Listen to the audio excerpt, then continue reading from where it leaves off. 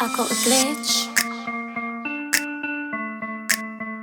Oh, it just hit Hello, me my now. loves, and welcome back. It's Ash, your truth-bombing fairy godmother for everything love, dating, and relationships. As you can likely tell by the title of this video, this isn't going to be my usual weekly content. Some of you may have noticed that I didn't upload last week, which was actually planned in advance because I had university exams on, so I just needed time to focus on that. And I totally meant to mention that in my last upload, but just completely forgot.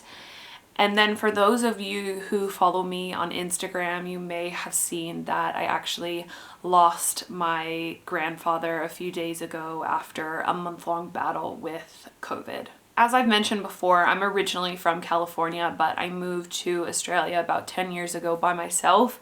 So my entire family is still back in the US. And almost all of them tested positive for COVID about a month ago. So that's been something that's been kind of just going on in the background of my life. And around that time, my grandpa, or my papa's health, just really started deteriorating really rapidly out of nowhere.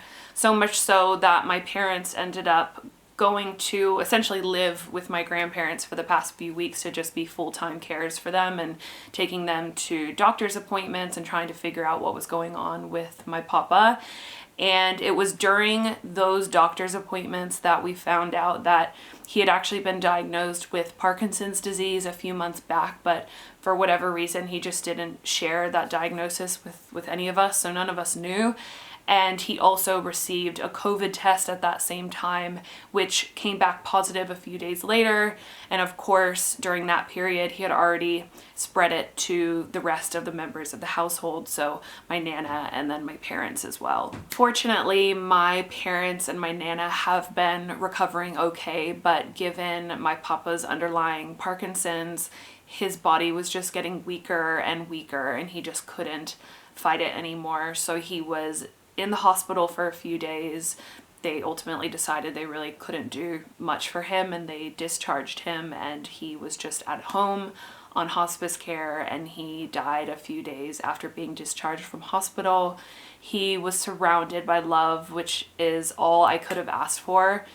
But if I could just be vulnerable and honest with you guys, I deal with really bad and persistent intrusive thoughts and anxiety and fear around death and dying and losing loved ones. So given what has happened, that has obviously been majorly triggered, and I'm just having a difficult time grappling with it, especially given the fact that I don't have the option to go home and grieve and mourn and be with my loved ones right now. I'm just stuck here in Australia because international travel is completely banned to and from the country.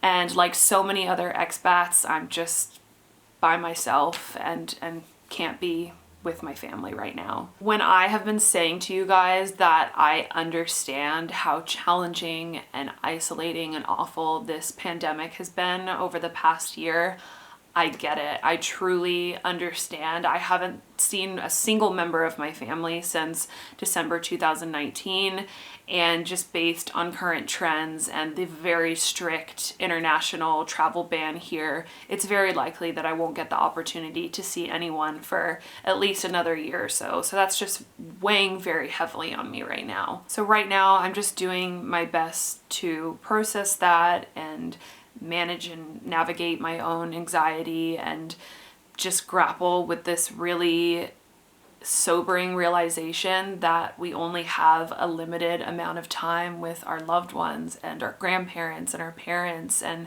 every day that this pandemic continues, we're all ultimately being robbed of that time, especially for those of us who live far away from our loved ones. So it's just been horrendous, if I can be honest. It's just such a hopeless, dystopian feeling, and I cannot wait for the day that all of us just get to look back on this and just go, what the fuck was that? But anyway, I just wanted to quickly jump on here and let you guys all know what was going on, and thank you for your support and understanding and patience as I navigate my own grief and figure out how to mourn while being disconnected from my family and my loved ones. Thank you so much to those of you who have already reached out on Instagram. It means so much to me. I see you and I appreciate and love you all so much, and I just feel so held and grateful for all of you. I know that we're all in this together and that we're all experiencing our own unique challenges and losses and heartbreaks as a result of this pandemic. And it just saddens me so much that this past year has taken so much away from so many of us.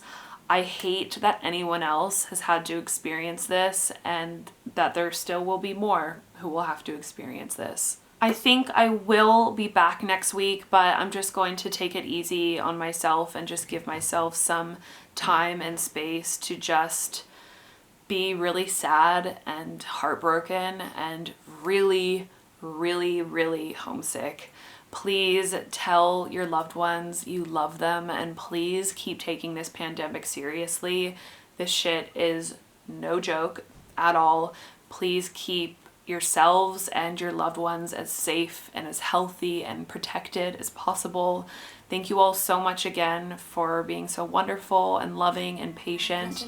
I appreciate you all so much, and I will see you all very soon. Tell me what was in that stuff you gave me. I think I like it. In fact, it made me high.